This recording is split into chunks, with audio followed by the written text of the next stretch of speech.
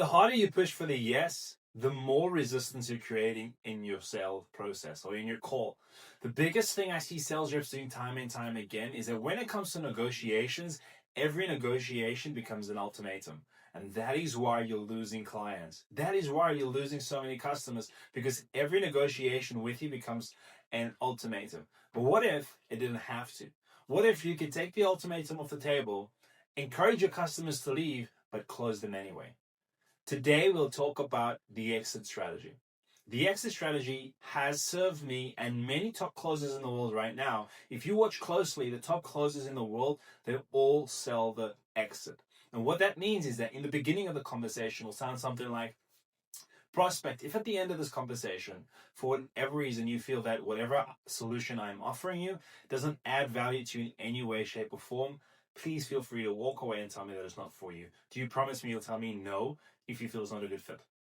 Yes, great. So what that sort of question or statement does is that it taps into the psychology of autonomy. And what that means is that people will die to protect their autonomy.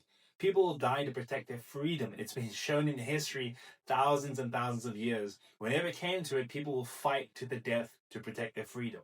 And salespeople, what we're bad at is we're bad at protecting people's freedom. We take it away from prospects. We make them feel like they're cornered and they have to do it right now. Like, take it now, it's gone tomorrow, or there's one left. And that's all fine and good and well when you're making this kind of statements. But when it comes to making an ultimatum that it's either take it now or you're on your way, that's when it becomes tricky. That's when it becomes an ultimatum. What we should do instead is sell the exit and let the customer know that if there is no value or perceived value in what you're offering, please do feel free to say no at the end of this conversation. We'll shake hands and I'll see you on your way, right? Or I'll even refer someone else who might be able to assist you, because that's what it's about. We're in it to solve problems, and you'll find that you tend to sell more products when you're solving problems. And so the exit, selling the exit, it relieves the stress and also the client's or customer's perception of you as a salesperson, that you're going to push me into something I don't need. You're going to pressure me when it comes to the close, right?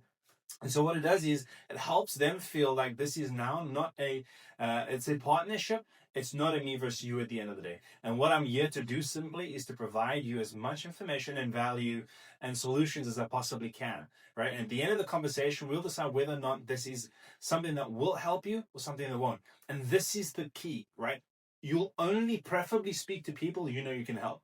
So you're not going to be chatting to people that is not interested in your product, because then you're just going to be setting yourself up for failure. You're going to make yourself frustrated. You're going to depress yourself. You're going to demotivate yourself, and it's just not going to go anywhere. So the biggest thing you want to do is make sure you're speaking to your prospect, your type of client, your market, your industry, right? Your dream client.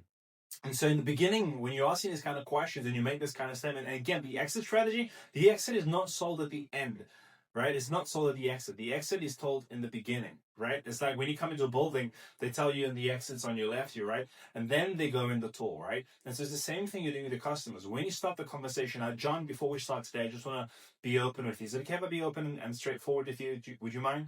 Great. So if at the end of this conversation, right, you feel that whatever you've spoken about does not add any value, it doesn't solve the problem that you currently have, please feel free to tell me no. Do you promise you'll tell me no if it does, if you don't feel like this is a good fit for you? Great. Okay, so we can agree on that, right? And now you start your conversation, you'll find you'll have a lot more quality conversations, and you'll be able to have a lot better conversations with prospects, because now they don't feel the pressure of you selling to them. They feel like they're chatting to somebody that's actually trying to solve a problem that really wants to add value to them. So next time when you speak to a customer, try and start your conversation with it. Hey John, it's Justin from A, B, C, and D. I just got your inquiry off the web. Or if you're cold calling, I'm just calling about whatever your product is. And before we get started, John, if it's okay for me to mention, right? If at the end of this conversation or during this conversation, anytime you feel that whatever I'm speaking about doesn't apply to you, please feel free to stop me and let me know. Is that okay? Great. Immediately, you'll find that customers will give you more of their time by telling them that they can stop you at any time, or even telling them that they don't even need to listen to you, right? You'll find it's as if it's the opposite, right? It's telling them, listen, you don't have to listen to me. You can go on, and it makes them want to listen to you. But if you say, sit down, listen to me, give me your attention, that makes them want to feel, I don't really want to give you that attention, right? And what that means is that even if you have the most valuable product on earth, right, becoming demanding and giving people the ultimatum that they have to listen to you, they have to do this, they have to do that, and they have to, all of a sudden their brain is red signals, all telling them they're trying to take away your freedom, right? And that's not what we want to do. We want to make the client feel as though they're in control of the decisions, because they are, but we're in control of the decisions or the options that they get to choose from, right? And there is the small trick, is that they control the decisions they make. We're salespeople, we control the options provided to them.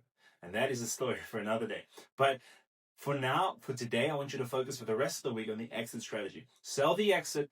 Don't sell the ultimatum. Negotiation should never be an ultimatum. It should be a partnership. And the client should feel as though you are always on their side.